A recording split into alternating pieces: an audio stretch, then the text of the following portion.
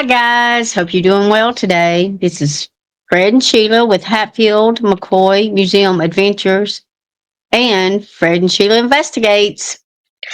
Hey guys, thanks for joining us. Got an interesting video. This is going to be a gap in between our Buford Pusser series of videos, 1, 2, 3, 4, and so forth. I think the next one that comes out is either 4 or 5, but each one of them has got new material and new stuff that we've uncovered dealing with the Buford Pusser case. This is not a case that Sheila and I set out one day to. It just came up.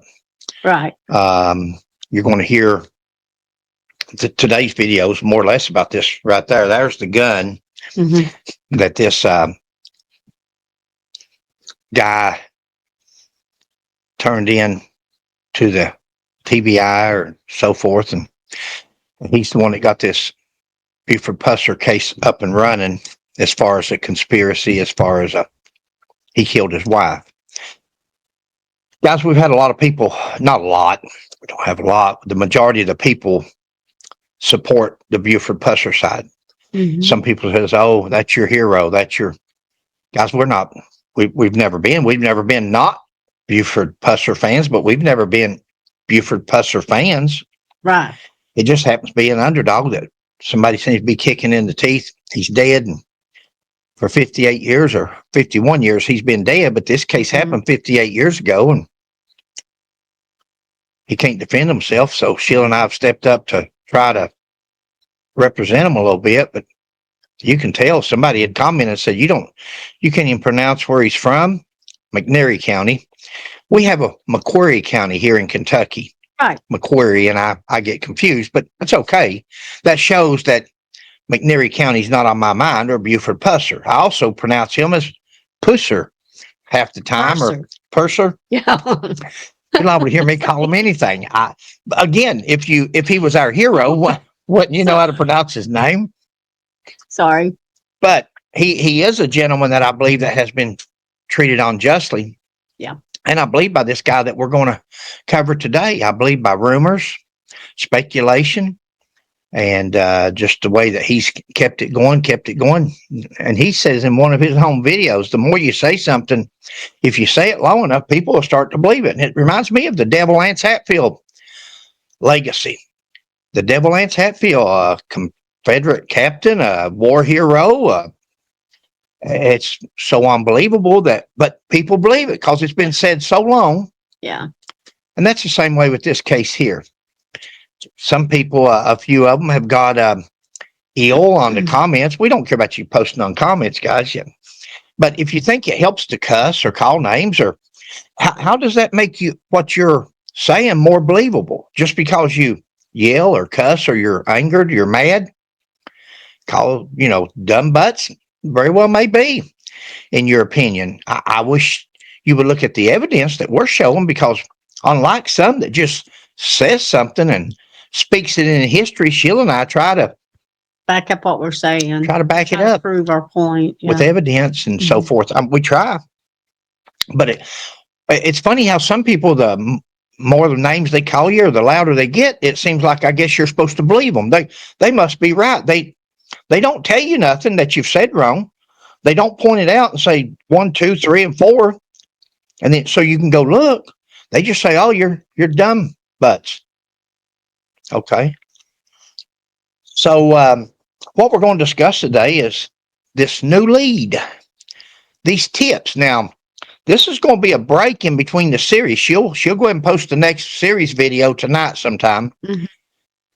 And we try to give on the case time to look at the last one so they can follow along. If you're not looking at the 1, 2, 3, and 4, you're going to be out of line. You're still going to be interesting to you, but you might miss something that's... This is what the TBI and Mr. Mark Davison referred to as the new tip, the new lead, new evidence. And we're going to discuss today who that is and where it came from, or at least to the best of our knowledge. Right. Who gave the gun to the TBI, implying that it was the murder weapon? There's the gun behind us. That's a stolen M1 30 caliber. That's a stolen gun behind us from the United States Air Force, the military. It was stolen. Been in somebody's possession all these years. A stolen gun. They knew it. In their possession all these years.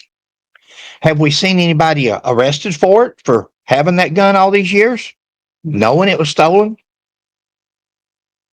Did this fella here that we're going to talk about in a minute, by the way, his name is Mike Elam, Elam, E-L-A-M. Mike Elam told this guy, said, I like to look at the gun and so forth like that. And he's been working on it for a while because he told him he had it. And he says he's a former police officer. We haven't found that yet. We'll discuss that in a minute. But whether he's a police officer or not, somebody tells you they got something that's stolen, especially from the military and especially a firearm, you report them. He says he asked the guy permission, said, do you mind if I mention this to the TBI or somebody? And finally, the guy agreed. I'd been on the phone 2 minutes after I found out. Otherwise, you're a conspirator to cover up a stolen gun. Who is this guy? Who is this guy? Who is this Mike Elam? I'm reading my notes, but see, I've done got ahead of my notes talking about not a fan of Buford Pusser, not a fan.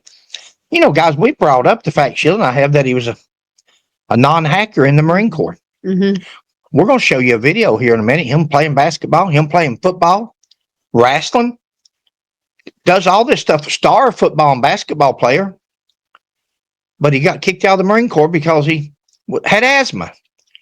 Where was his asthma at when he was playing sports for the school system? It's called non-hacker.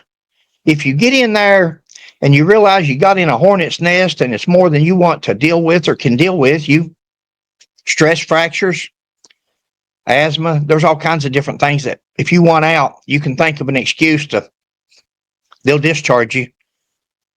Hopefully on a medical. He got a medical discharge rather than a dishonorable or bad conduct or other discharges that general under honorable conditions. So he's not my hero. I don't take up for him because he's in law enforcement. This gentleman here makes some of the wildest accusations on him that he was bought off, he was paid off, he was on the take, he said he walked on both sides. But now this is just me, my opinion, guys, and I'm not trying to be mean, but I haven't seen anything that proves that he was on both Where's sides. The beef? He just says that, but there's no evidence. Everything that this fellow says on his Facebook page, on his website, on his bus tours is hearsay or speculation. Oh, he's got a whole notebook, a whole vocabulary full of hearsay. Or is it hearsay? Is it hearsay, or is it just when people tells me something as a police officer, first thing I do is, where'd you hear that from? Oh, I heard it from so-and-so. How do I get a hold of him? Oh, he's dead. Oh, really? Do you have something? Do you have a sworn statement, notarized sworn statement from him that he said this back then? Do you have a tape recording?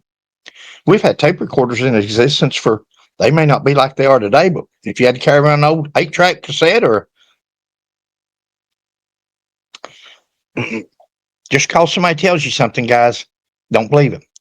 Just because TBI or prosecutor tells you something, that don't make it true. Don't make it true.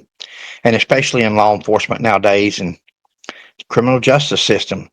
I'm finding out that the criminal justice system is about as bad or worse than anything else out there. It's sad, but it's true. Notoriety, movie contracts, books. Always look and see what's behind somebody's motivation. We know what's behind Mike Elam's motivation. Mike Elam writes books. He's got a bus and he gives bus tours and charges people to, or at least takes donations, whatever it is. He's got an interest in it because it produces money. No doubt there'll be a movie deal out of this. No doubt somebody in Hollywood's going to say, wow, This is the biggest story ever was. This is bigger than the Lindbergh baby. Speaking of Lindbergh baby, we can't find Sebastian and Summer. Summer Wells. But they can solve a 58-year case. I know I say that in almost every video, but I want to say that in every video. I want to bring your attention to, we've got 2 children out there still missing, and nobody has been charged. More than likely, they're deceased. More than likely. If it's like the past, cases like this, and they can't solve, the TBI and the prosecutor can work on a 58-year-old case. I don't care if they've got one guy. If it's just been one person working on it, that's one person that could have been working on Sebastian Rogers or Summer Wells. But I imagine they've had a whole lot more than one working on this 58-year-old case. Very sad, in my book, in my opinion. What Sheila's going to do today, she's going to bring up some videos, and she's just going to bring a video. We don't even have them in order. They're randomly. Yeah. And she's going to play it. And after she plays it, then we'll comment on it, or during the video. We couldn't load them all up. It only allows you to load so many. We had some tapes of a newspaper editor in Benton, Arkansas. We talked to a newspaper editor in Benton, Arkansas. Benton. We talked to a lady at the Sheriff's Department, Benton Sheriff's Department. Yep. She transferred us over to a lady in Dispatch, Benton Dispatch, Arkansas. And our question was, who is this Mike Elam? Mike Elam, who is he? I've seen on videos where they say he's a retired sheriff, retired police officer, retired deputy sheriff. Who is he? Because we can't find it. And, we said on our autopsy video, guys, we got some interesting videos coming out on this. Some of you people that says, oh, this is full of crap. And you're not watching the videos, I don't think, because it's there. We're putting stuff out there that if you're open-minded, you can look at what we're saying and what the prosecutors, Mark Davis, has said, and the TBI, and you can see that we don't use words like likely, more than likely, more likely than not. We try to show things as we go over them. Wait till you see this autopsy paper report. It's coming. But we called the Sheriff's Department, and we had the tape to play for you, and we'll probably put it at the back of the video, maybe, if you want. Add it at the end. She'll just add it, so you can hear me talk. Yeah. You'll hear Sheila in the background every now and then, but I do the talking, and I'm asking about Mike Elam. Do you know of Mike Elam that used to be on the Benton Sheriff's Department? Nope, never heard that name. Nope. They said, we'll switch over to dispatch. Maybe they can help. Dispatch? Nope, never heard of them. She hadn't heard of them. We'll have a deputy to call you. I called the editor of the newspaper, left a message with him. He calls back, real nice fella, of the Benton News or Gazette or something like that. Democrat Gazette. Yeah. He called back, extra nice fella. You'll hear the conversation. I asked him about Michael Benton. He said, or Mike Benton, Mike Elam. Mike Elam. And he says that he'd never heard the name, but he went and checked with one of the other guys in editing or something. This is the editor. He went and checked with a court reporter, and he said he's been here for a long time, and he said he's not familiar with them, never heard it. She'll show you a paper. It'll come up here from Lincoln, and it shows where he says he was a deputy sheriff 89 to 93 or whatever.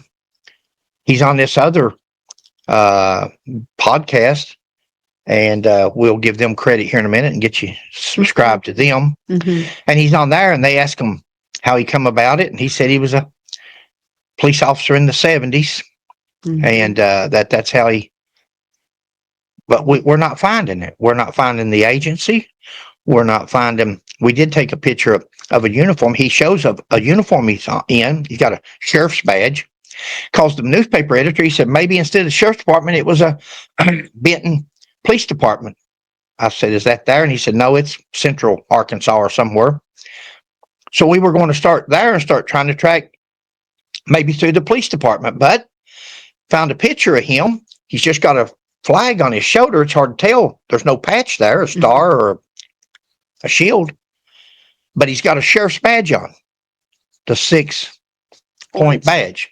Sheriff's departments usually wear sheriff's badges, and city police wears the shield. That's the difference. We're not finding him. Walk with History is the name of that channel. Walk with History. If you're on YouTube, I guess you are because you're watching us. If you would subscribe to them, because we're going to play some of their video here in a minute and share it with you. And we thank them for Fair Use Act or whatever it is that we use, just like we allow people to use our videos for whatever they need to. And Sheila, you're up. Do you want me to play that, or do you want me to play where you played the sports, or where you did the talking? Whatever comes up, you play just so you can keep in line. Gentlemen, okay, this is them here. Okay, let's just play that one. Whatever comes up, we're going to comment on. Hold on just a second. Let's see. Good-looking couple, and they do a good interview. Yeah. Hi. For the whole interview, you can go. Story. So Mr. Mike Elam, he's a retired police officer. I don't know. He was in the police force. I don't remember if he retired or not. Law enforcement. He's been looking into this for quite some time, right? So using the skills he learned while he was in law enforcement. Well, you got to do that every time? No, I just couldn't find it. I was trying to do it real quick so you could. See, he's like we are, because in some of our videos, we've described this guy as a former police officer. Former sheriff, I've said, a former deputy. I said, I don't know what he is, a retired sheriff or retired deputy. Guys, we haven't found where he's retired from anything. Now, he very well may be, but this would have been a perfect spot for him to have spoke up and told these people are asking, they're making these comments. If they're wrong, if I'm saying this is retired sheriff of the county or something, then don't let people go on with that. Don't add to the narrative. Go ahead and correct them. Say, no, I wasn't the sheriff. I just worked a year. Because on the back of his book, it says law enforcement, but the biggest thing he brags on is he was a loss prevention officer. A loss prevention employee for, looks like maybe Walmart, Walton Enterprise. Loss prevention is a big difference from being a sworn, certified, academy graduated police officer. But this guy here, he's commenting, he's saying he's a retired police officer or law enforcement. He never corrects them. He never says anything. And go ahead. I'll leave you alone. Try to stay on it when you go back. Yeah. What I have to do is like this then, because I can't get and kind of taking that approach. And he even talks about how he was just like us. He got into law enforcement in the 70s right after Buford Pusser died or just before. Then he started saying, you know what, I'm going to take an open mind to this, and started investigating it himself. And that's what he does. He kind of asks the questions, pokes some holes, trying to find out if things are plausible, if they're not plausible, listen to stories, putting evidence together with different. Guys, when you listen to this entire podcast, it's about an hour and a half long or something, but he makes it up as he goes. He makes it up as a story and evidence is two different things. You can have a story, a narrative, and you can have evidence. What he tells us, I heard this and I heard that. So-and-so told me this. His son-in-law from his second wife's uncle's brother. And I mean, it ain't that bad, but it's people that are deceased or gone on or. And again, all I can ask people to do on our channel is if you see us say something wrong or show something wrong, please correct us. Yes, we don't want that at all. We want it. I would much rather us as being the people that tries to put out the truth than down the road to say, those two are full of crap. Now, we've had that. We've had people say that on our comments and channel, and that's okay. That's their opinion. Sure. But where's the proof? Prove that what we're saying is not true, because we try to. But when you say that this person, especially from 58 years ago, and this person told you this or that, but you don't have it on tape, you don't have a sworn document, and then you say, well, yeah, they died. They've been dead for years. Go ahead. interviews and things like that, and finding that some things are not adding up. And so much so, he had enough evidence that he presented to the Tennessee Bureau of Investigation, and it was his push that actually had Pauline Pusser's body exhumed and autopsied for the first time. Stop right there. Now, guys, that tells you something about your TBI. I think it tells you something about your TBI. We can't find Sebastian and Summer, but we can take a YouTuber, a blogger, whatever they are. We can take a YouTuber and a guy that does tours of, and a loss prevention officer, and he has got TBI to reopen a 58-year-old case on nothing more than rumors. Go ahead. Yeah, so I hope you enjoy our conversation with someone who I think, as you put it appropriately, is one of the thought leaders, or who's done probably some of the most research out there on this. He talks about his experience, everything that he has learned over the years, and he's been doing this for, I'll say, a couple decades. And it's really, really interesting. So stick with us till the end. He talks a little bit about kind of when he's hoping the report's going to come out. We try to touch on it a little bit. So I hope you enjoy our conversation with Mr. Mike Elam and the true story behind Buford Pusser. And Walking Tall. Subscribe to those people. The autopsy report showed that she was shot twice in the back, and when you compared the autopsy report to the statements that he had made about it, she was shot in the head as she lay on the floor. And you know this because Jim got home and he told him, if anything ever happens to me, you don't need to look any further than Buford Pusser. Pauline threatened to report Buford's corruption to the TBI. And he allegedly said, if you try that, you won't live to see the light of day. See, guys, Pauline, we've got more here than I thought we did. Yeah. We didn't That's have to have just a all bunch this. of little snippets. Yeah, in and that's between. okay. But I'm glad that one's in there, because Pauline was going to turn Buford in for corruption. Buford's the one out here arresting everybody for corruption and getting shot and stabbed. But this man says that Pauline, his wife, was going to turn him in for corruption. And Buford said, if you do that, you won't live through the night, or whatever he said. Allegedly, he says. Allegedly. Yes. Allegedly. Who told him this? Where is this him writing a sworn document, a tape? Where is the person that told him this? He just says somebody told him. Guys, I can tell you anything I want to. If you want to, if you're that easy, if you guys out there watching these YouTube videos are that gullible to believe, why wasn't that? It's 58 years later. Pauline's not here. Buford's not here. Their daughter's not here. None of their children, Mike, Diane, and Dewana. All three of them are deceased. No, nobody's here. And you know, the more people that's deceased, the more you can say, the more you can talk about. Because if there's nobody there in that family willing to sue or stand up to people for slanderous remarks against their families and the family name, then they can say anything they want. That is a statement there that's more than likely not correct without any proof. But he can sit there and say that just as straight-faced as what I'm telling you now. Go ahead. There's one thing that I can say about Buford that I really appreciate. He did encourage people through that movie to get into law enforcement.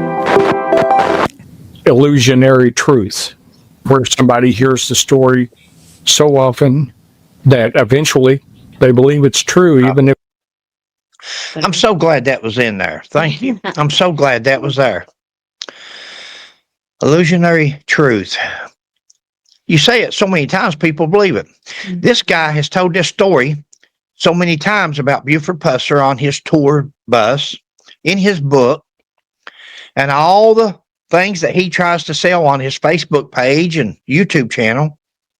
He's told it so many times that there's people out there that actually believe. Now, there's people out there that actually just don't like Buford Pusser because, and he's had at least one of them on his podcast because I've seen them, but their family was arrested by Buford.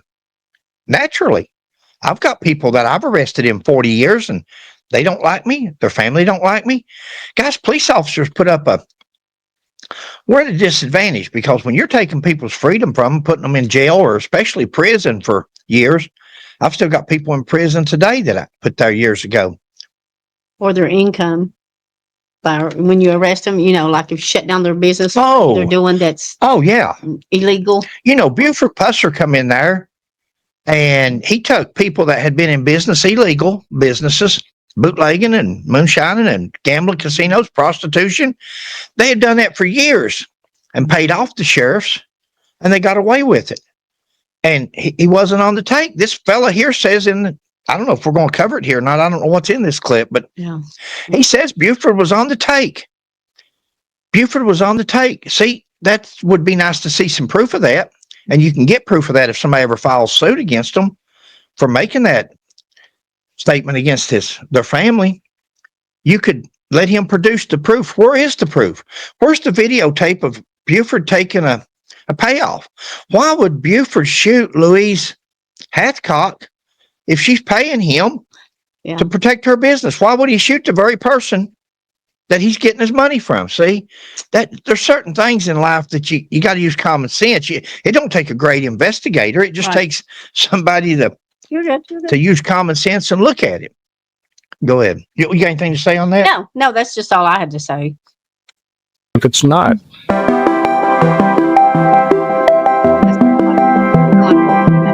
Thank you for coming on our podcast, and for those listening and for those watching, you guys can find this hopefully on Mike's channel as well as our channel, because we're going to try to share this, with both of our audiences. So, Mike, can you tell us a little bit about yourself, at least for our audience, your background and how you came on to this topic of Walking Tall and Buford Pusser and all that? Okay. I got into law enforcement in the early 70s. I was getting into it about the time that Buford was getting out. And of course, when the movie Walking Tall came out, I was fascinated. That is the extent of this gentleman's law enforcement background. That is the extent. Ask me about my background when I started, what I'd done. An undercover drug officer, a detective, chief of police, all these different things, some of the cases that I've worked, outstanding national attention law enforcement cases. This gentleman says, when I got into law enforcement, Buford was getting out, and that was it. That's the extent. He doesn't say I worked for says on his book, loss prevention officer. Where's his law enforcement experience? Because see, people thinks, oh, he's got law enforcement experience. He's got some experience in investigations. He's got the same amount of experience that a lot of YouTubers out there that I watch. Some of you guys are so smart, and Sheila and I brag on all the time. Lazy. But there's no law enforcement experience there. You don't have to have law enforcement experience to be a good investigator, but you'll see where he gets his traits and some of his things that they're not coming from law enforcement. They're coming from other YouTubers, or they're coming from a TV show. We're trying to find out, first of all, who this guy is, what law enforcement education, academy, sworn, training, and agencies that he served with. We can't find it. And the reason we're making this video is hopefully somebody, don't worry, there'll be somebody on here that's fans. Everybody's got fans. I don't care where you're at. You got good and bad. So they're going to, somebody will open up and tell us. But if you don't care, well, don't just tell us. Give us something. Give us an academy picture, an academy log, sheriff's department calendar, something that we can look at, because she's going to show you something after a while that he says in the 70s. Yeah. He says right there is his own voice, and he says that he got into law enforcement in the 70s. In a minute here, she's going to show you a Lincoln page where it says that he was in law enforcement for 3 years, 80s, late 80s and early 90s. 89 to 92, 3 years and 5 months. What is it? Is it the 70s? Is it the 80s? Is it the 90s? Was it all three? Is he retired? It don't say that on there. It says the loss prevention officer on the cover of his book. Go ahead. What I'm doing here, guys, it's very interesting that the people that, if this is not a law enforcement officer, if he has no training or extensive training and he's just a special deputy or he's done something, because I don't think he would say he was in law enforcement without being in law enforcement at some time. Was he in law enforcement because he knew the sheriff and the sheriff just said, here's your badge. You're a special deputy. You're you can carry a gun. You can do this and that. But is that what it is, just for the title only? Because if that's what it is, I want to emphasize that, because that's who the TBI is getting their information from. The TBI, Tennessee Bureau of Investigation or Identification, whatever they are. Investigation. But whatever they are that's who they're getting. That's their lead. That's their lead officer. That's their lead informant. That's their lead person in this case. And especially if his only training is loss prevention, and the stories that he's given them is what I'm hearing on these YouTube channels and these blogs. If that's the information that he's given them nothing but rumors. Then we can understand why Mr. Davison, when he stands up there with his press conference and he says, more likely than not, in my opinion, I believe it's possible. Guys, that's not what law enforcement. See, Mr. Davison has turned into a blogger. He's turned into a YouTuber more than he has a prosecutor, in my opinion. If that's what the evidence that he's going on, that's not evidence. Your opinion is not evidence. It's possible is not evidence. More likely than not is not evidence. That's your opinion. We don't put people in prison. We don't condemn people to prison. We don't destroy people's reputations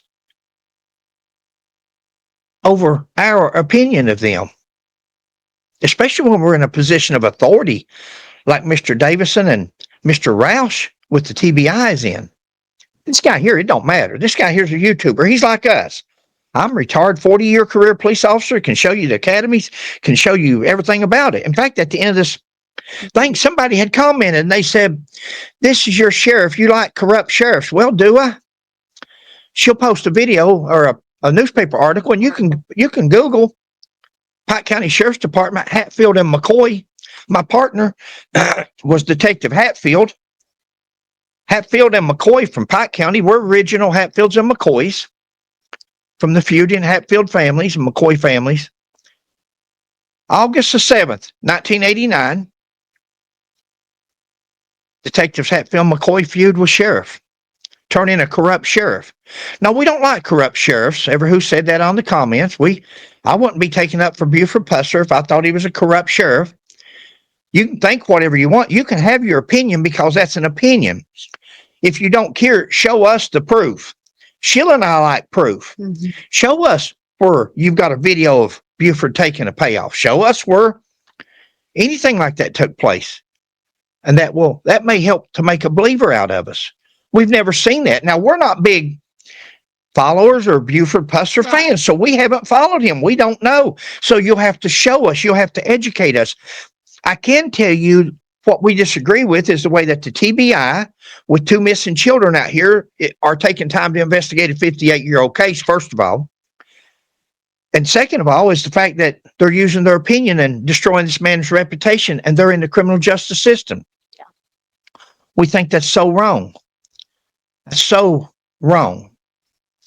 Okay, there's not much to this one. So, Phil and I, making the last comment here, Phil and I got back on the Sebastian Rogers case a while back after we got off the Jaden Spicer case. Mm-hmm.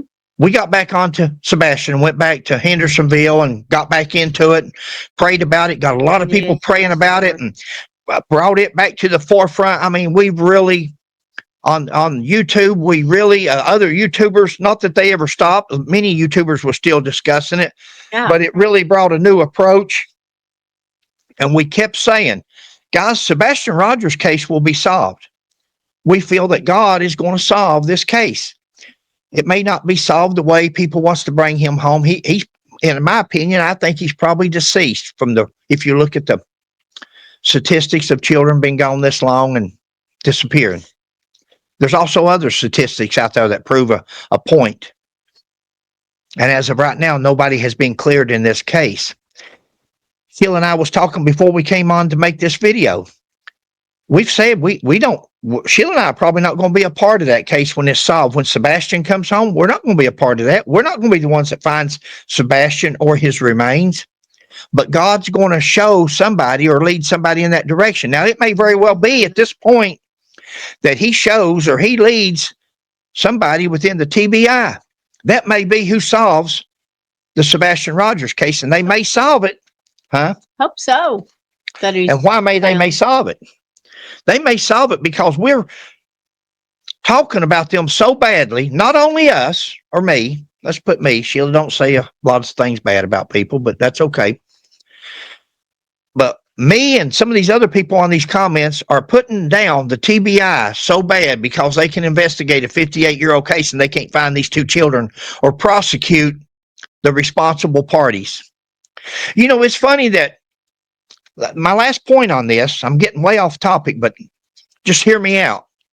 Huh? I said, just a smidge. Watch what you say or I'll forget it. But the indictment, Mr. Davison makes a point after point after point after point in his news conference that if Buford Pusser was alive today, I could take him to the grand jury. I'd get an indictment.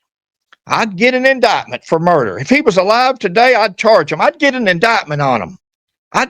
He doesn't say I would convict him, but he keeps saying, I'd get an indictment. Okay, Mr. Richardson or Davison, I know it's probably not in your jurisdiction, but why are you not condemning whose county Sumner County's in that they haven't done that? Why hasn't somebody got an indictment for somebody for the disappearance of Sebastian Rogers? If it's that easy, I said you can indict a bologna sandwich, and you can. And you said you would indict this man. He's been dead 51 years. Case is 58 years old, but you would indict him. Why isn't nobody indicted? Nobody in the Sebastian Rogers case. We have everybody out there has got suspects that we think after this long, who we think is involved. If that's what all it takes, is more likely than not their opinions. If all it takes is it's possible that they done it.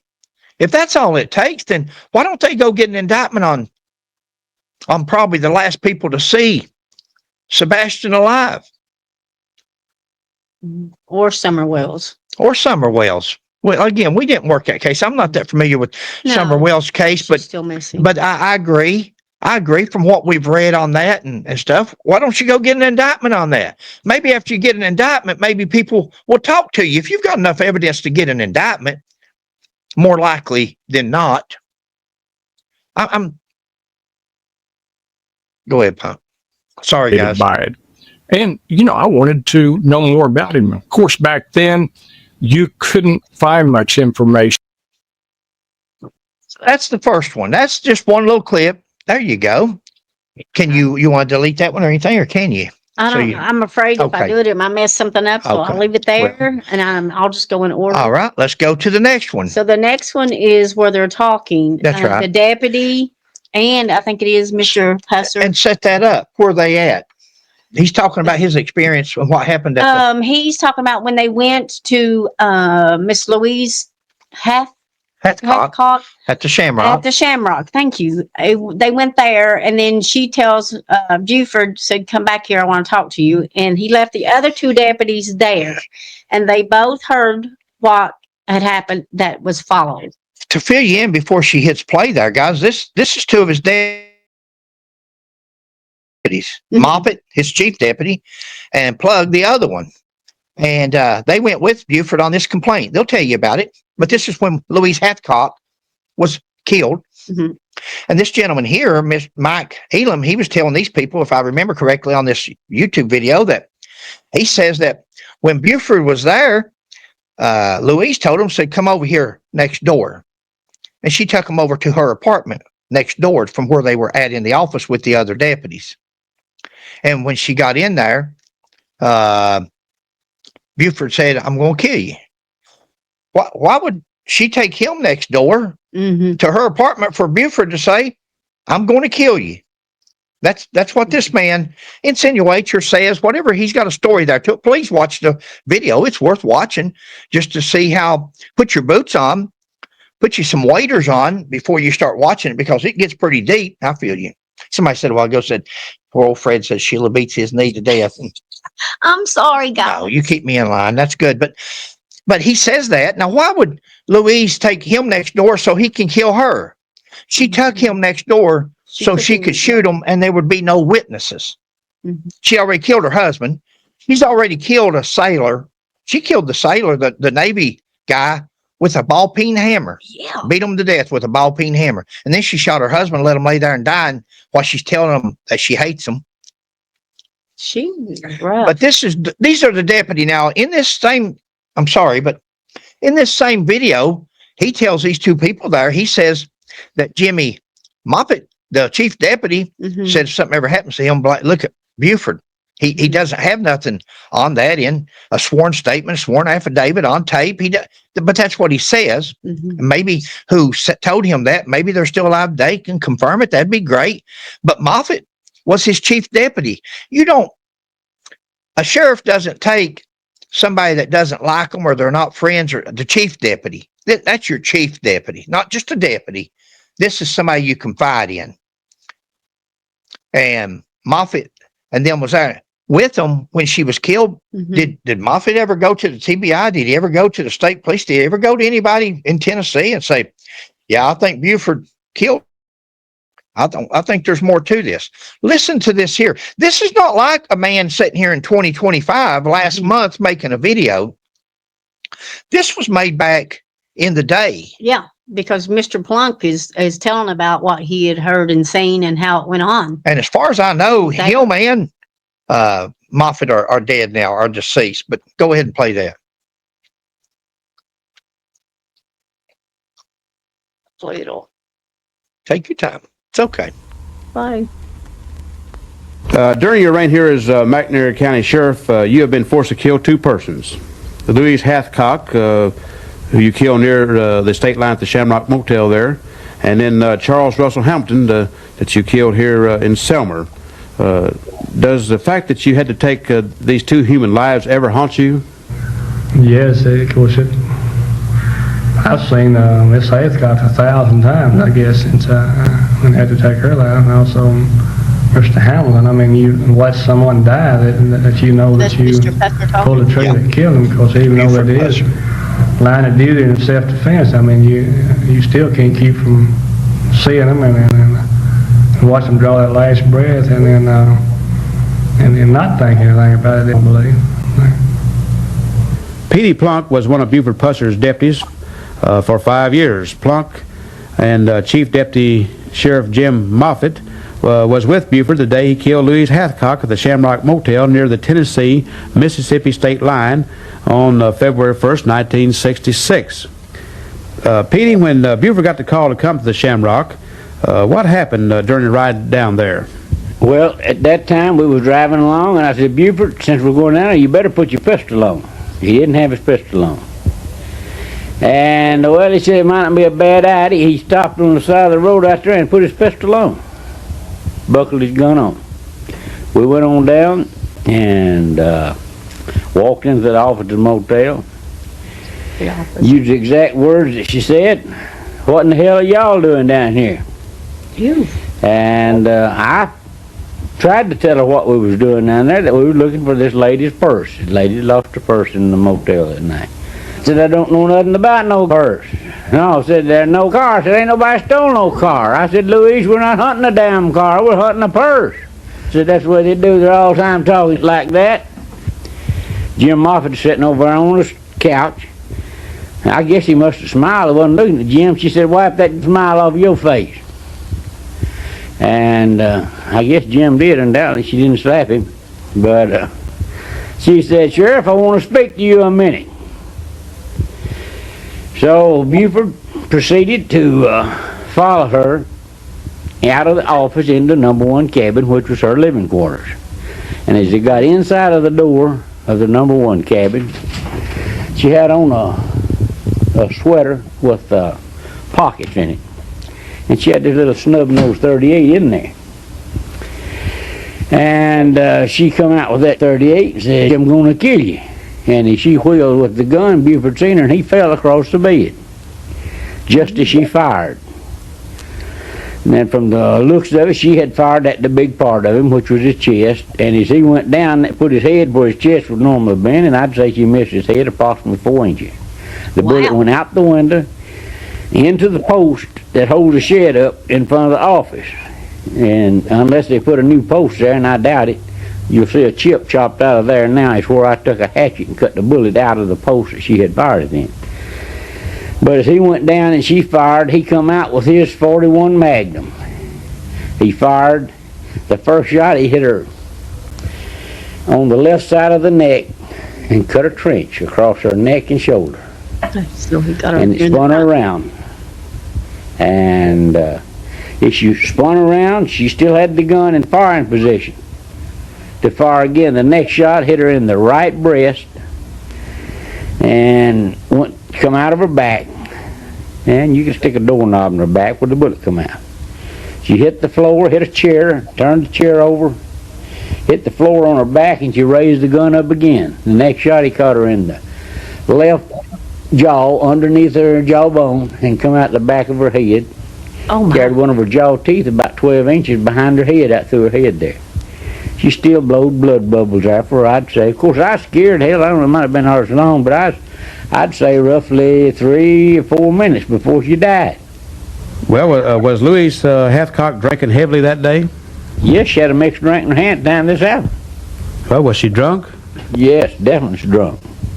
Dope or something. She was bad off somewhere. I've never heard anybody, man or woman, talk any more vulgar than that woman talked to us that morning. How did Buford react after killing Louise Hathcock? When I got to Buford, when I heard the shots, I run to him with my pistol in my hand. You could tell by the looks of his eyes, of course. I don't know whether he was scared or excited or what, but I could see his eyes was red around him a little bit, you know. He told me, he says, catch the back door. So he knew there was somebody in the back room, because I had heard her talking to him, see. He told me to catch the back door and told Jim Moffitt to call the sheriff's office. And I don't know, Jim said he wasn't scared, but I was scared. Why were you scared? Well, knowing the reputation and the kind of characters that hung out at the place, I figured we would have to shoot our way out. And I still say, if that bunch had been there, we would have had to shoot our way out of it. How far was the Mississippi state line from the Shamrock Motel? Well, just an imaginary line through there. Just really one right on the other side of the other. The cafe was in Mississippi and the motel was in Tennessee. Well, what kind of person was Louise Hathcock? Well, I just assumed I'd compare with Al Capone. Just assumed had Al Capone gunning for him as Louise Hathcock. Wow. Quite positive. Wow. I think that's it anyway. Guys, the reason for showing that video is he commented. Now we're on the Pauline Pusser case, Mm-hmm. but the reason for showing this is this guy. We watched that video yesterday that we played a clip of earlier. We watched the entire thing, and we watched Mike Elam, and he talks and he tells a story of what happened here and how she was shot in the back and how this happened and that happened. It's 2025. This guy here is a deputy sheriff that was there on the scene, and he says he was scared. He says she was drunk. Well, I seen the blood alcohol earlier. I think it was a 23 of blood alcohol for her that day. That's 3 times the legal limit here in Kentucky. I don't know what it is in Tennessee. That'd be 3 times the legal limit. So, and the story that people can tell nowadays that people's not here, had this tape not been made, had this interview not been made way back in the 70s, we wouldn't know what this deputy sheriff thought. And whatever this deputy sheriff thought, Moffitt, I'm sure, thought the same thing. They were together. They saw the same thing, complaint. And if they didn't, then Moffitt would have asked for an investigation or something like that. So we just threw that out there to let you hear the deputy in his own words. He's deceased now, from what I can understand. But once these people die off, had they not had these tapes or these interviews, you hear Buford Pusser there say, I see her all the time. I hate that I had to kill somebody. But sometimes you have to, and sometimes you do have to. That don't make you enjoy it or make him. He didn't sound like he was boisterous and I had to take her out and I enjoyed destroying her life. He didn't say that. Go ahead. Okay, I'll see if there's anything else left. Might not be. No, there's anything else left. Okay. So now, do you want to go on to the next one? Yeah, play the next one. Okay, and this one here is about the sports where he. Okay, this is we just got these to show you different things. A picture's worth 1,000 words, and we've done discussed this. But go ahead and play it. Let's see what I got here.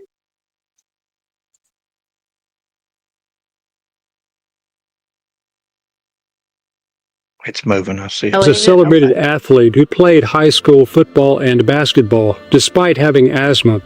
And at 6 feet 6 inches tall and 250 pounds by age 16, he was an intimidating figure. Wow. Yeah. He enlisted in the United States Marine Corps when he graduated from high school. His service ended in boot camp when he was given a medical discharge for asthma. Okay.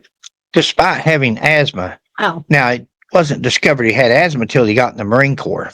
So again, that video there's from Forgotten History YouTube channel. Real good job on that video. A lot of information in it, a lot of accurate information that. But once again, Buford Pusser was not a United States Marine. He was a non-hacker. He didn't make it through boot camp. Now, there's different reasons for not making it through boot camp. You can't hack it. He seems to be an athletic fella.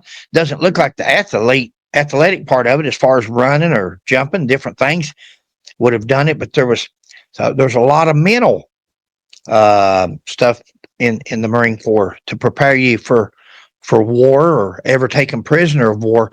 They want to break you down, and if you are ever taken prisoner of war, because during Vietnam and Korea and different wars, they had it rough. The POWs did. And they tried to really redo the training the Marines did to keep people from breaking, so they can say, shucks, I made it through Parris Island. I can make it through this. And they tried to make it that tough. So Wow. what's the next one, Punk? All right. Let's see what our next. We're just going to let this run. Yeah. This is going to be a long video. It'll be there for somebody. If you're bored and you want to watch it, you can. Like I said, now the series, the other one will come out tonight, number 3 or 4, whatever it is. The main video to watch is coming is the autopsy. When we review the autopsy, you're going to be surprised at what this autopsy really showed or what it didn't show. This says autopsy here. So Go ahead. That's good then. We'll comment on it. So, but the autopsy will tell them a multitude of things. So it's like every other investigative thing.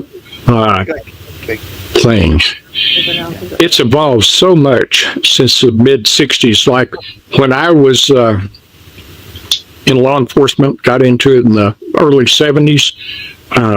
Things we did back then are now archaic to what they can do now. I mean, investigations have changed so much, and I've tried to keep up with a lot of it.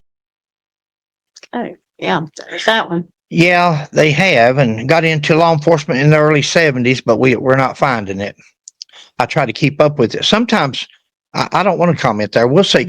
If anybody knows anything about Mike Elam's law enforcement career, we'd like to know about it. We'd like to research, and we'd like to see what we can find out. Let's see what his investigative training is, the skills, because all we're getting is rumors and hearsay. Somewhat like, go ahead. Now this one is where this is talking about Buford shooting Louise. Me a copy of the autopsy report that she had been able to locate. And when you looked at it, you realize that she was indeed shot in the back twice.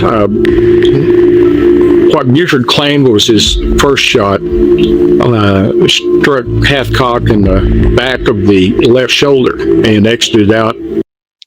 guys, we're not into the Louise Hathcock investigation. We're not into, I can tell you that the exit wound, entry wound, though that stuff in the red, that's been put there by somebody else. That's not on the, Sheila found the original autopsy, and that stuff is not there. The red, it's just a black and white thing.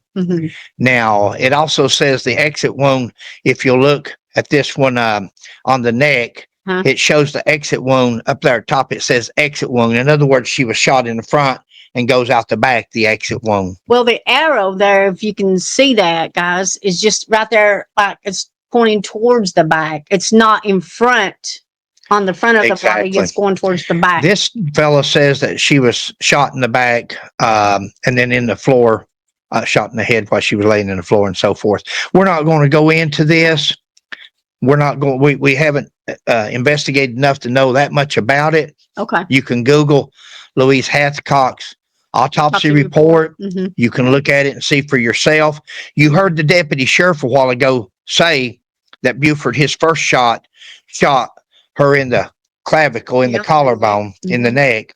And then the second shot her in the breast. And then the one in the neck through the head, come out the head. Said she raised her weapon up to try to still shoot him, and then and it's interesting. But you're hearing Mr. Elam's take on it on this 2025 YouTube video, and you're hearing a man that was actually there with Buford Pusser that day on the complaint. He said he was scared. That was a deputy sheriff that said he was scared because there was a rough bunch that hung out there. That was a rough place during that time. In fact, it was so rough, guys. There's other videos out there, the Dixie Mafia and stuff. And one of the guys, the Knicks, one of the guys that's Buford has always said is one of the fellas that killed his wife, or one of them that was in the cars. He's in prison today. He's still in prison. He went to prison in 1971 for killing a judge and his wife there. And he's been in prison ever since. And the grocery store clerk. And then he had the judge and his wife killed from in prison. He had somebody on the outside to kill them, and they put him in solitary. But he's still in prison today. He's alive today. And there's you a case. Any of you CSI people out there, you talk about a break in the case, is to go talk to this guy and ask him, because they say he won't comment, yay or nay. He won't confirm or deny that he had anything to do with Pauline's death. The other ones that Buford has named has since been killed or died.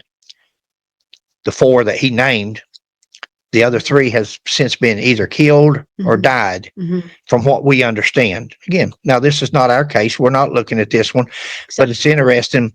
And this is also like the Johnny Edrington case. We think the Johnny Edrington case will be solved someday whenever they lay Robert Foley on the gurney or in the electric chair, and he, as a last man's confession, we think. We could be wrong, but don't always pay attention. Just like this paper here, this autopsy paper, where they've put in there on red, we have a feeling, my feeling is that Mr. Elam put that on there to give a impression of, and you can do that. But that's why I'm asking, where this man was a law enforcement officer at? Because if he was a law enforcement officer, and there's certain things that I have seen that I'm thinking that doesn't look proper, that doesn't look correct, if he was a law enforcement officer, has he ever put anybody in jail or prison? And if he has, what is their take? Did they maintain their innocence, and they have other reports and they have other evidence that says I was set up, I was done this, I was done? That'd be somebody good. I'd like to talk to him, because when I see an autopsy report and it's been altered, maybe not by him, maybe he got it from somebody else, but somebody has altered this autopsy report with the red writing that's on it to give a different impression as to where the entrance wounds and the exit wounds are. That's all I'll say on it. But okay, ready? Yeah. right in through here. Second shot was right under into the left of her left shoulder blade and exited under her right breast. And then while she was on the floor, she was shot again, and you know that that had to be the final shot because her teeth were actually blown out of her head and embedded in the carpet. So, that really kind of got you going. And, it's almost like the autopsy report for decades was a well-guarded secret. So his testimony lines up with the autopsy report, though, like, because he testifies he shot her in the back twice, and then what happened? She rolled over, or he rolled her over? No, his version was that, he'd gone into her private living quarters because she wanted to talk to him without the two deputies he had being there in the room with him. So Maybe she was taking him over to pay him off. Maybe that's what I'm being facetious. I'm sorry, I shouldn't have said that, but Yeah. That's what I'm saying. This is the same gentleman that right before this story, he makes the comment that he was on the take. He was on a payoff, but yet Buford went there because there was a woman that reported a stolen purse and so forth like that. Buford stopped and put his gun on before he got there in case they did have trouble because of them going to the Shamrock. Would a man that's on the take, would a man that's on the payoff worry about putting a gun on? I work for this lady. She's not going to kill the person that's paying him. Yeah, or would he kill the person that's paying him? This guy here is so. I know he's got some followers out there, guys. You guys that's following, all I ask is that if you really want to be a CSI investigator and you were really into solving cases and things, look at it. Start asking questions when he says things that's so off the wall. That do you really just drink the Kool-Aid, or are you a question asker? Go ahead. Followed her into her room, and they attempted to close the door, but there were some clothes from a dry cleaner hanging on the doorknob, so the door wouldn't completely close. The chief deputy, Jim Moffitt, did follow him as far as the hallway from the motel office, which they were just feet apart. And he stood there in the hallway, and Buford's story was that when they got in there, that she pulled a gun, cursed at him, and fired a shot. He fell across her bed, and the bullet went through a window and struck an awning post outside. And that in return, he pulled his gun, a 41 Magnum, and shot her. But he was claiming and made it sound like that she was facing him. But when you see the autopsy report, that's when I finally had a clue that he was. It's not only the autopsy report, it's the other deputy sheriff, the one in the center there, that also just confirmed it on that video. And I'm sure Moffitt did too. I'm sure when they interviewed the chief deputy, he said the same thing as what the other deputy. Otherwise, there would have been the Conflicting stories there. Yeah, well, and it says exit wound right up there above her shoulder. You can see where it's pointing toward exit. This guy's telling you one thing, but he's telling you something, but the autopsy is showing something different. You're looking at a picture of a diagram, but he's telling you that what you're seeing is not correct. You're not seeing the correct. Yeah. But go on with it. Shooting at her with her back turned to her. And, two gentlemen that were in a little living room kitchenette that, people there at the motel would go to when they were working to watch TV, whatever, when they weren't busy. And the two individuals in there, one that I still can't name, said, Still can't name, guys. It's not 58, anywhere from 58 to 51 years, because Buford's been dead 51 years. So up to 51 years ago that this happened, I can't name who it is. I can tell you what he said. I can tell you what, but I can't name him. Guys, when you see that, that's like these people that said they served in Vietnam or Korea. They served in places, but I was secret mission. I was a sniper. I was this. I can't discuss it. I could tell you, but I'd have to kill you then. Guys, when you hear nonsense like that, put your waders on, because I know, babe. Go ahead. Go ahead. Okay. I got you. They heard her begging for her life right before the shots were fired. And when the shots were fired, they heard Buford's 41. Now, Plunk didn't say that. no, she took him over there. She asked him to go to her living quarters so she could beg for her life. She took him over there away from protection, away from the other deputies, just so she could ask Buford not to kill her. She took Buford over there to kill him, just exactly like the deputy said. But when you hear this stuff here, if you're not, you don't have to be open-minded. You'd have to be pretty close-minded to believe. Good talker, good slow talker. I talk fast, but this guy, good slow talker, and I think he fills in the gaps as he goes along just from watching but sometimes people can clothes were hanging on the door handle and the door wasn't shut completely. All these little minute pieces of the story that he's perfected throughout the years, and it makes it seem like, oh, this guy really knows something. I think I'd rather believe the deputy sheriff that was there. Go ahead. That's what I was going to say. Why would Mr. Plunk lie about anything? It was fresh on his mind. Yeah, he's not lying. He's told exactly. This is how I feel. He told exactly what happened, what took place, what he heard. And so. But this guy, 2025, 58 years later, knows better. He knows what happened. You can believe him because he wrote a book and he gives bus tours. I got you. Go ahead. Magnum go off before final shot being from her little 38. And, that gets you to thinking about the autopsy report itself. And then you look at the hole that's in the window pane. And I actually went over and got one of the bricks that were still there at the time that had. Okay, that's it. Yeah, that's I've heard enough. Okay. I've heard that twice. It's all good.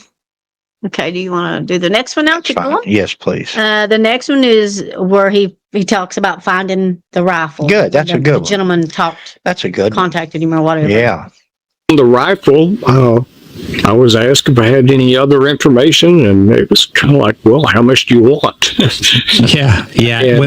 Just it. That was just a little short. Oh, was that it? That was it. How much do you want? He said the TBI asked him, said, do you have any more information? He says, how much do you want? I'm sure he can dish it out all day. I'm sure he can. Do you want stories, fairy tales, or do you want evidence, TBI? See, I would want, everybody's got stories. That man can tell stories all day long. You can't convict people on stories. They just destroyed a man's reputation over stories. You can do that. You can destroy a man's reputation with stories, because Mr. Davidson and Mr. Roush with the TBI, and they did that. I'll say it in every video, guys. Google. Stop right now and Google Buford Pusser. Yeah. Google walking tall.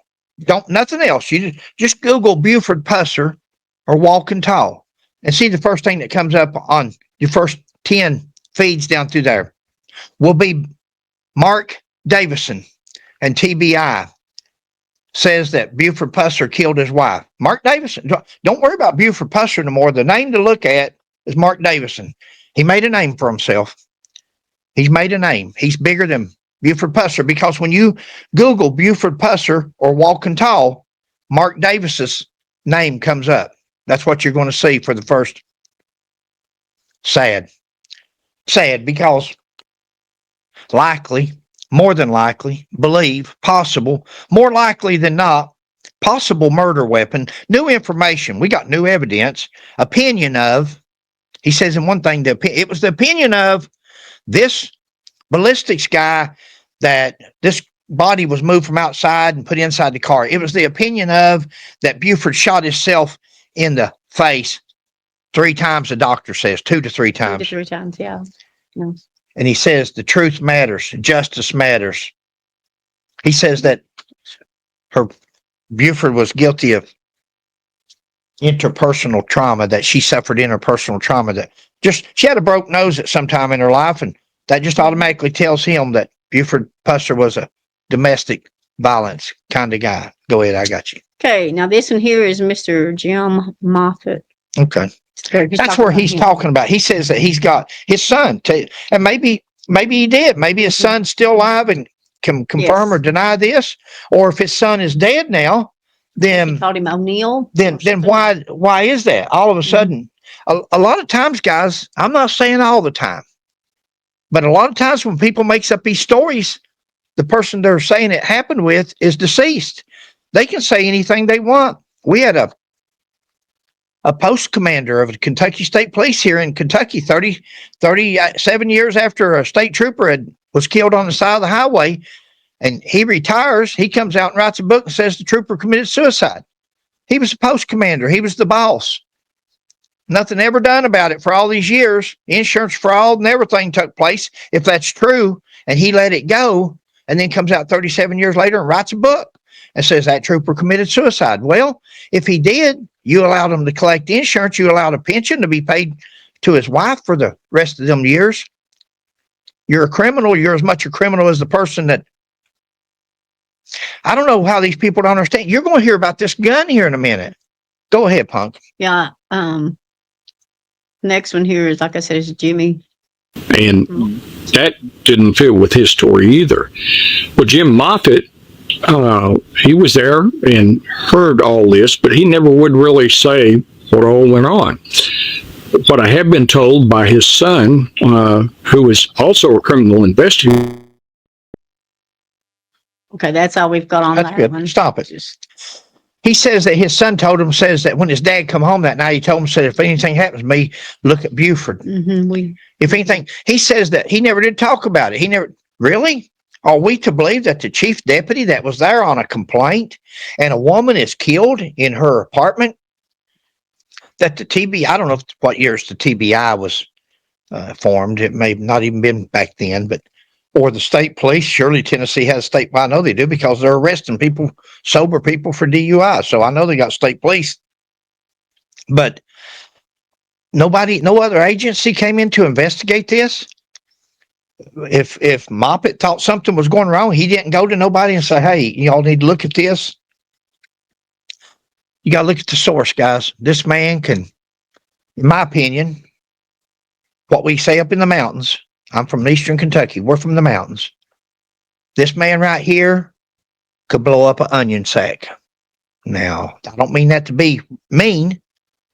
I don't mean it to be mean, but I think this man right here could tell you stories all day long. As long as you want to sit there and listen. I think he's that good. I think he's drove a tour bus long enough. And I think he probably even believes most of what if not all, of the stories that he tells. He's told them so long that he's convinced himself. O.J. Simpson was convinced that he was looking for somebody else that killed his wife. You can tell yourself that stuff so much that you actually start believing stuff. I'd still like to know where this gentleman was a police officer at and his credentials. And just like I would on a lot of people, because we want to know what the motive is. If it's not money, if it's not for book writing and movie making, if it's not for that, what's the personal vendetta? Because they've attacked the man's character. They have attacked the man. I seen what this guy said in the front of this video. He said, when somebody asks me about something or they challenge me, I ask them right off the bat, prove to me that Buford Pusser done this. Prove to us that he was corrupt, that his wife said she was going to turn him in. Prove to us a payoff or 2 or 5 or 20.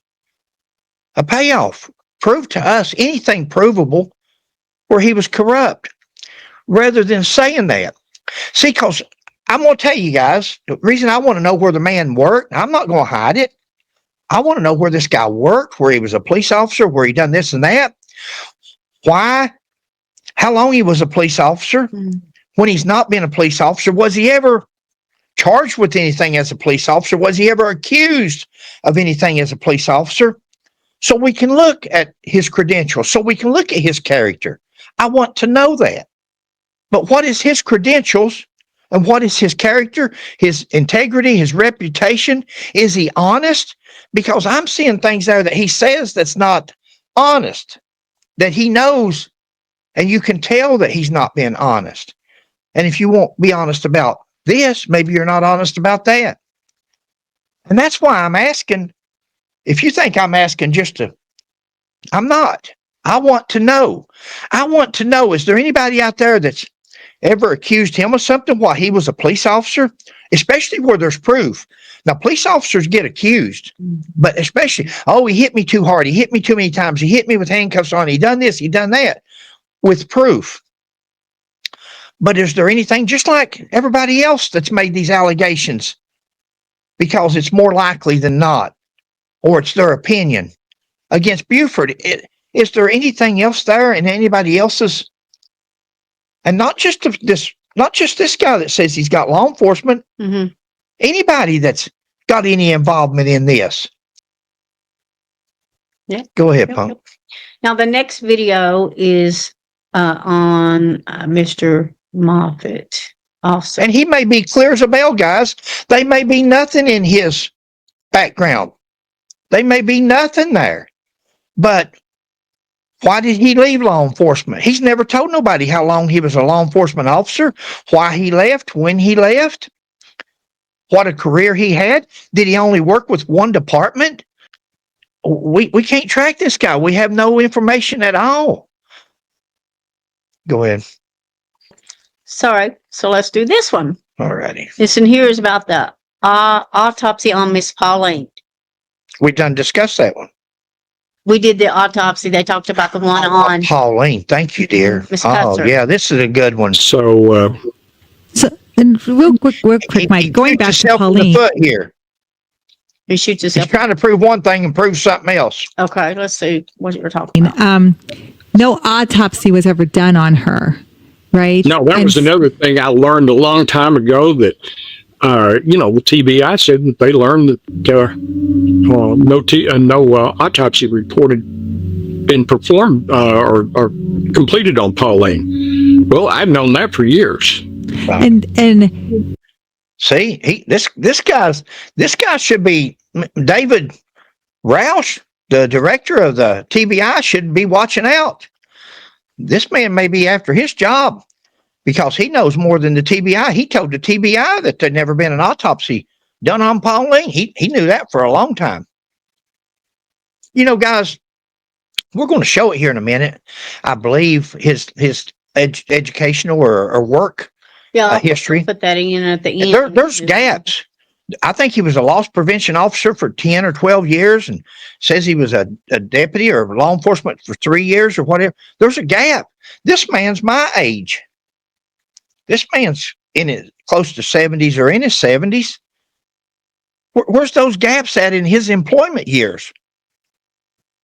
Go ahead, Punk. Okay, the claim would be she died from 2 shots to the head. That would be, from what I hear, that would be a 1-shot wounded her, Well, say, and 1 Marie, shot that's killed her. what's going to be interesting about when we finally do hear if they release the information. Yes. Because I have to look at it. He talks about the autopsy here. She said, so Pauline was shot twice in the head, correct? And he said, well, the autopsy's not back yet at this point when they've done this a month ago. The autopsy wasn't back, or at least hadn't been made public. And he said, well, it's the autopsy will show that. Guys, we done extensive video on the autopsy, but there's not enough of the skull left to tell you whether it's 1 shot. And a large portion of the skull is missing. The skull has intensive radiating fractures. A large portion of the back of the skull is missing and cannot be evaluated. A large gapping defect cannot exclude as being associated with the entrance wound. The trajectory of the shot is unclear. See, he's talking, you're going to hear him here in a minute talk about that, but 8-inch wound over the left side of the head, area missing of bone from the frontal. Other directional components not excluded. Multiple areas of missing skull. extensive skull fracture. That's just some of the key words that's in that autopsy. See, this autopsy didn't prove nothing except that she's dead and died from a gunshot wound. Now, and that she was shot at least once. With a high-powered rifle, high-powered firearm or something. Maybe on the second. Oh, yeah. Here. Should be good. Small projectile fragments were recovered from the head. Dentures are in place. We talk about that. No evidence of external injury. No neck injuries. Autopsy revealed multiple gunshot-related injuries to the head. See, Buford said she was shot, and they say Buford's statement's inconsistent, but evidently Buford must have said she was shot twice because he's seen her shot in the forehead. But yet over here it says the forehead, the frontal bone, frontal part of the skull is missing, is gone. Over here it says autopsy revealed multiple gunshot-related injuries to the head. Multiple gunshot-related injuries. Wound to the back of the head is unclear due to the absence of multiple bones. There's your high The remaining aspect of the skull has extensive fractures. Where's what, babe? Your high velocity. Go ahead. It says here the findings at autopsies are consistent with at least one high velocity projectile with a back to front trajectory. And additional gunshots are not excluded. Additional gunshots are not excluded. He's tried to say she was shot once, and that what Buford said was wrong. It says there, additional gunshots are not excluded. All through there, it has exclusionaries or could have been. But we know the autopsy confirmed that she was shot at least once in the head, but multiple gunshot related injuries to the head, multiple. And they had to reconstruct her head so that they could put her wig on her head for the funeral. So she had lost a large amount of. Yeah. How are you going to investigate? How do you investigate what's not there? See, it's hard to. They was asking for the projectile. They only got one trajectory. From the back, she was shot from the back to the front. That's the way the car's coming up on them. When they come up on them from behind, they started shooting. And she was shot from the back to the front. They also passed Buford. Look at the other side of the car. Look where they shot through the windshield. There's at least one bullet hole in that windshield. Could that be the one that shot her in the forehead? If that's what he says, we haven't seen his statement. That's the thing about it. The TBI and Mr. Davison, it was important enough to hold a press conference and tell all this stuff about Buford, but it's not important enough to have the file ready to go online where you could look at it or hand out copies to everybody where they could. But they say you got to go to the college to review this file. Go ahead. We've made a video on that. I won't repeat myself. Was Buford telling the truth when she said she was hit twice in the head? Yeah. What if it was only once? What does that say? Yeah, so that, and I wanted to lead into that. So She was shot. Good. And it didn't say he did. Was he telling the truth? Yeah. According to the autopsy report, additional gunshots are not excluded. You're going to see the autopsy video. We're going to show you. Additional gunshots are not excluded. The pathologist couldn't, with the amount of damage to that head, and sometimes people, multiple gunshots, autopsy revealed multiple gunshot related injuries to the head. Yeah. Wow. Now you're going to hear him again in a minute. Let's go on because This is the last one I think that we have. I hope this is the one where he talks about the autopsy too. The weapon. Oh. Let's see what it says here though. Okay. That's why I got to. There is that. I don't know. earlier in the podcast, you said that you had a friend who had that weapon that killed Pauline. There, and you had looked at it and you had saw it was from the Air Force. So what you're saying is that Buford actually did shoot her with that weapon. And no.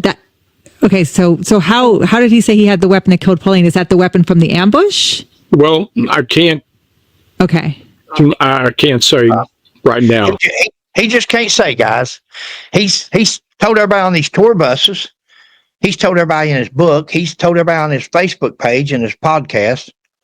But I can't say right now. Can't say nothing about the gun.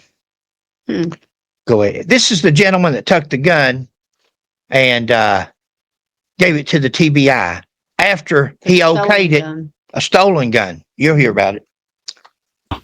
How Okay. he acquired the gun. Okay. I just know that when I checked into it, I learned that Buford did have the gun and that he had others just like it. Okay. Now, I don't know if Guys, on one of our videos, you may see it tonight. Yeah. Or tomorrow. She may wait because this is going to go out late tonight. So Yeah. he may. Buford's people there at the museum say Buford never owned a 30 caliber rifle. He never owned a 30 caliber pistol or rifle, not in a 30 caliber range. Right. So see, it's 58 years later. Say anything he wants. Who's going? Buford going to jump out of the grave and call his hand on it? He can say anything he wants, but the story's always been that he never even owned a 30 caliber firearm.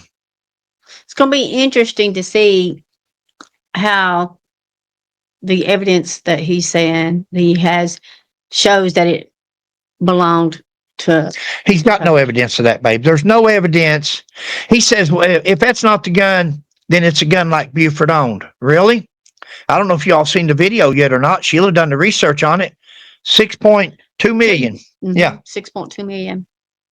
6.2 million of these guns right here were made. A M1 military M1 rifle, 30 caliber. 6.2 million of them was made. He says Buford had one. If that's not the weapon, he had one like it. Well, I'd say there's probably 6.2 million people out there that's probably got them. Unless they've been destroyed, they're still out there, a bunch of them. It's incredible how you can manufacture or narrate a story to what you want it to be. Yeah. Speak it into history. the gun that they have is the one that was used or if it was one of the others. I'm waiting to see that. Would What is bullets? They would not still be in her body. They wouldn't be able to do Well, you ballistics. can have fragments, Okay, you know. so there might be a way to do ballistics and see. Oh, yeah. I mean, a lot of people, of course, aren't familiar with that line of thing, but, you know, an autopsy is going to show possibility of fragments. It's going to show trajectories, Yep. direction of travel, That is trajectory. and a lot of other things. Direction of travel. What, babe? That is trajectory. Yeah. It's the direction of travel. It's the direction So of travel. And you know what the autopsy says? They can't determine. They've got one shot from back to front. They've determined that at least one shot was going from back to front. Right. But they can't determine on the trajectory of the other ones. And like I said, we're going to discuss that. You'll see that in our upcoming autopsy video. Yeah. But it says trajectory unclear. The trajectory of this shot is unclear. That's the pathologist. Mhm. So he's, you know, what he's saying there, he doesn't know the report. He hasn't read the report yet at this time when he done this video, but trajectories on, there's so much of the brain gone. She was shot so many times in the head. Buford said too, evidently by what he says, but possibly more, way more than 2 or 3. Yeah, and plus the one was a high velocity. Yeah. So that means that would be Oh, yeah. damage right there. Oh yeah. So just my Good opinion. point. No, good point. High velocity is exactly what it means. You can take a deer down with that rifle. You know, I'm sure that they would look, depending on how well preserved her body was, to see if she had any defensive wounds of any kind that, you know, would be important in such a thing. Got the Gunpowder outward residue? bone there in the neck that is easily broken. And I'm sure that they'd want to check it to see if, Yeah, he didn't choke her or grab her. Yeah. and maybe shot her sometimes later. Who knows what they're going to find?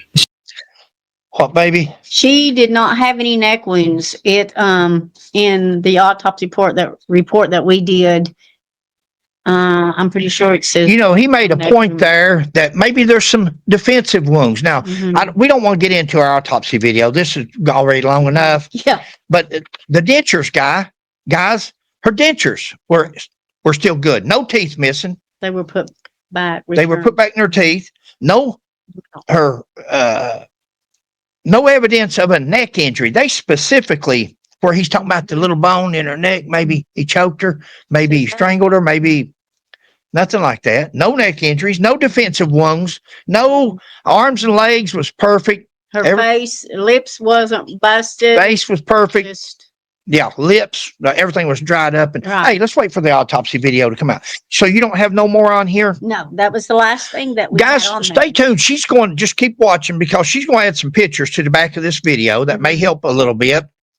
And what we're trying to find out here is nothing personal, but we would like to, or I'll speak for me on that. I would like to know about Mr. Elam's background, especially in law enforcement, and work history. Where's he worked at? He worked as a loss prevention officer, and he says he was law enforcement, and he shows a picture of him in what appears to be a law enforcement uniform with a sheriff's badge on it. I'll include that. He says he worked in Benton County. We have checked with Benton County SO, Benton County Dispatch, Benton County newspaper editor. Yeah. Nobody's can confirm that. Nobody's the editor of the newspaper.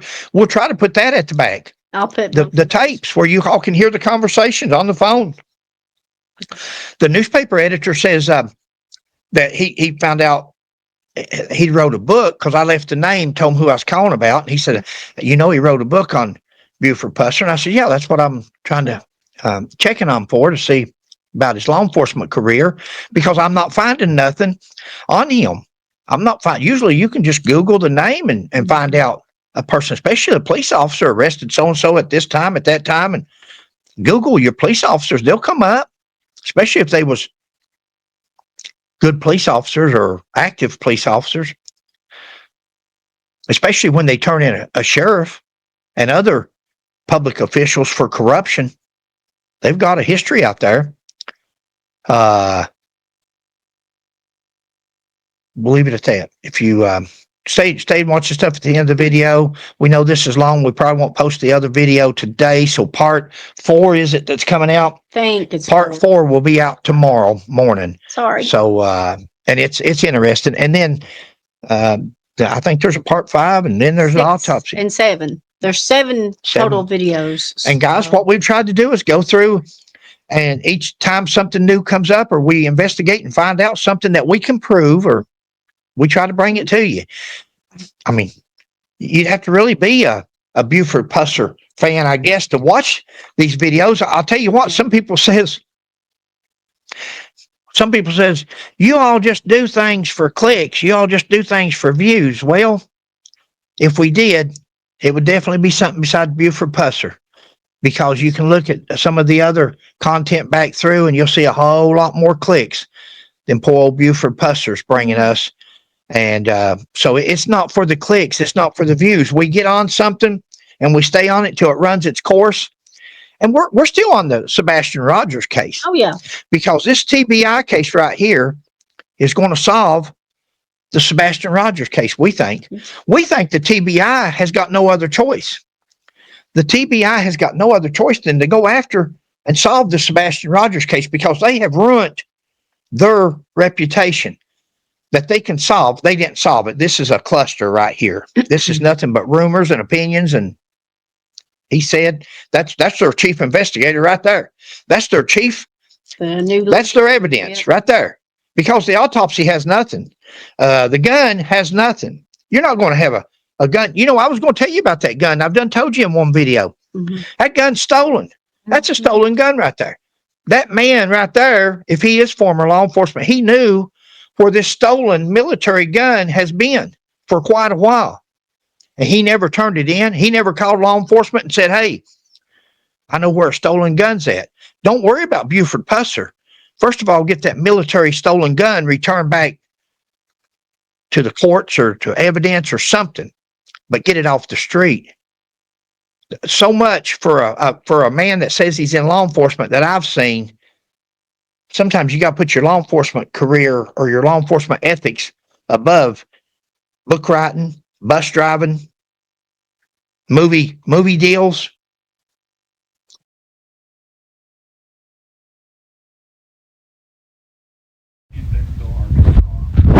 If this is an emergency, please hang up and dial 911.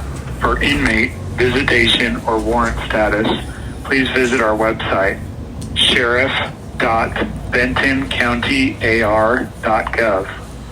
For dispatch or to file a report, please call 479-273-5532. If you know your party's extension, you may dial it at any time. For the jail, press 1. For warrants, records, or FOIA information, press 2. For civil process, press 3. For public relations or community events, press 4. For patrol. Wait while I transfer your call.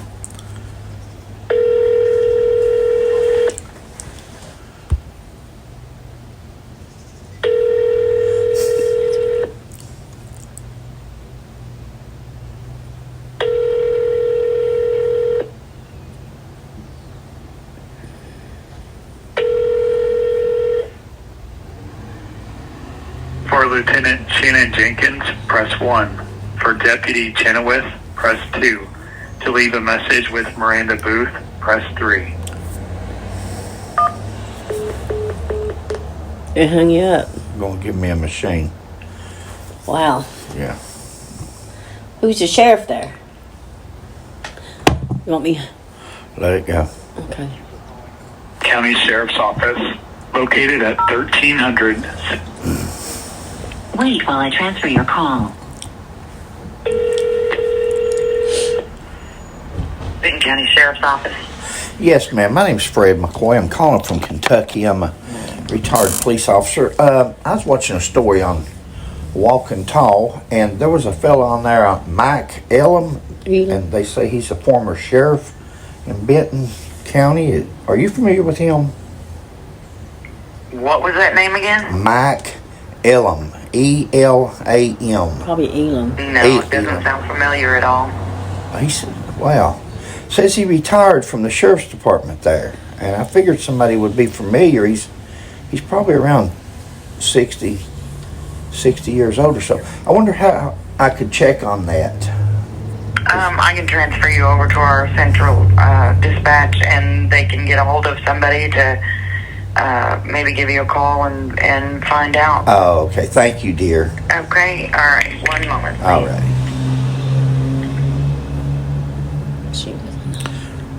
Well, Wonder when you retired.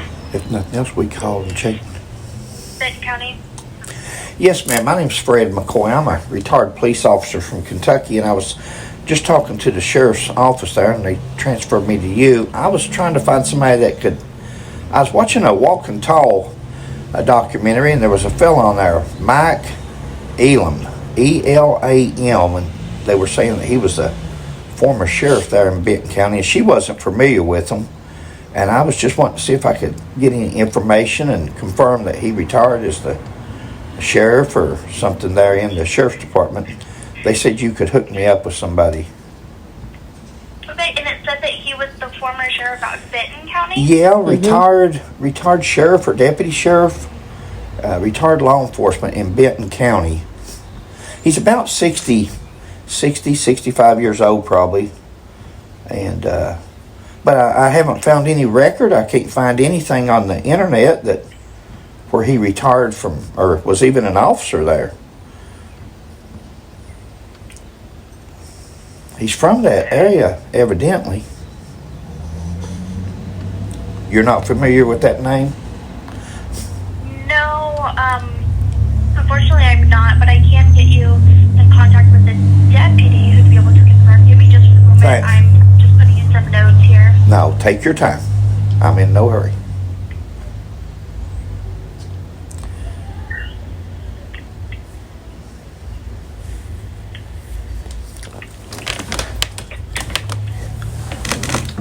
Okay, and are you needing any particular information, or you're just No, curious if he worked in Benton County? Yeah, I'm just curious. The way he was talking, and like I said, I'm 40-year retired police chief, and and a detective, and it was just curious that he was telling all this law enforcement information, but yet when I searched the internet and different things, I can't find anything. And the lady I just talked to at the sheriff's office, she's not familiar with his name. And I'm thinking, I don't know how big Benton County is, but usually people, especially if you retire at a department, most people remember you, you know. And right, absolutely.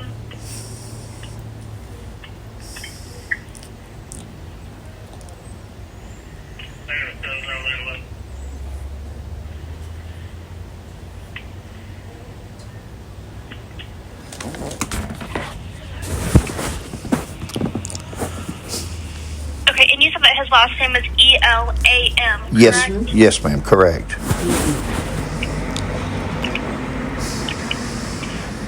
Okay, and is this the best callback number for you, 606-669-0364? Correct.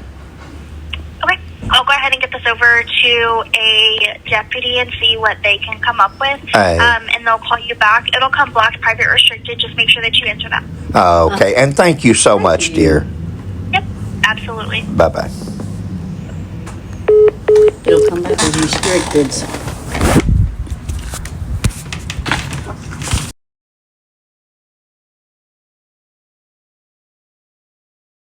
This is Dave Perozic from the Democrat, is it? You, Returning your call? sure, thank you for calling me back. Yeah, no. Yeah. I asked my courts reporter who's been around for longer than I have if he knew the name. He said it sounded familiar, but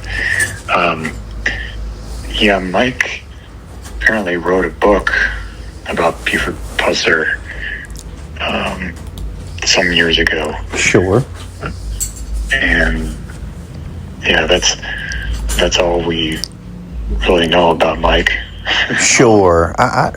He in one interview on a YouTube channel, he says that he's a retired sheriff or retired deputy sheriff. There was two different versions of it, and I called dispatch, or I called the sheriff's office, and they said they didn't know him. The lady did, and then she put me over to dispatch, and they wasn't familiar with him. They said they'd have somebody to call us. But you would think if he was a retired sheriff, somebody in that area would know him. Definitely not a sheriff, possibly deputy sheriff. Sure. But yeah, like I don't know anything about him, so. Sure. Okay. Well, like I said, I certainly appreciate you calling me back. And I figured the newspaper had been around for a while, so I figured if there was somebody to go to, it would be, I don't know who else. You know who the oldest person down there is, or?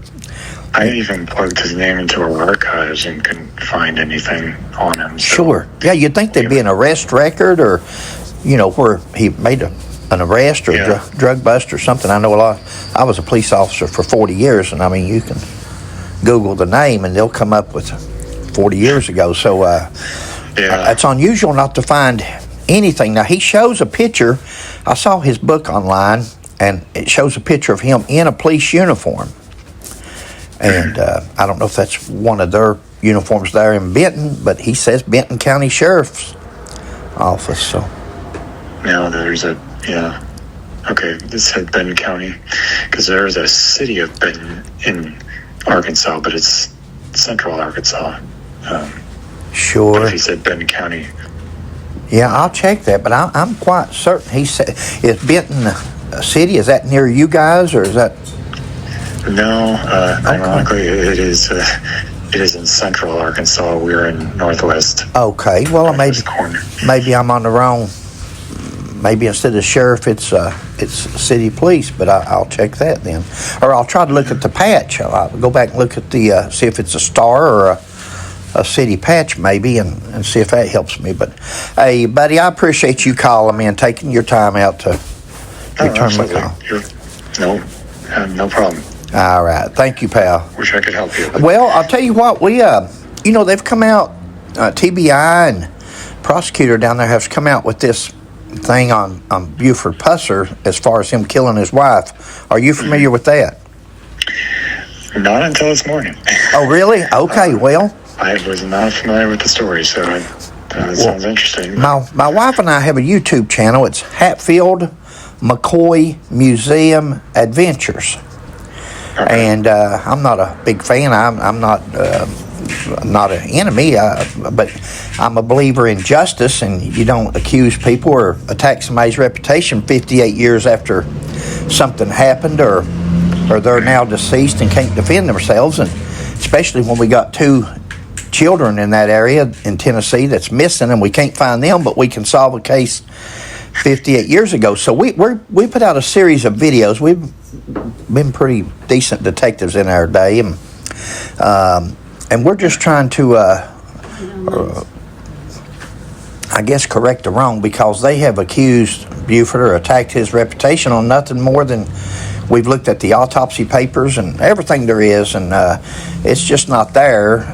The prosecutor uses words like more likely than not, or he believes, or all these different things that he says, and that's not what you convict people on in our criminal justice system or destroy their reputation with. And so that's where we're at. If you get a chance, you may want to check out our YouTube channel and see what you think about that. Okay. And thank you for everything, pal. Hey, absolutely. Well, all right, you have a good day. All right. Bye, pal. All right. Bye-bye.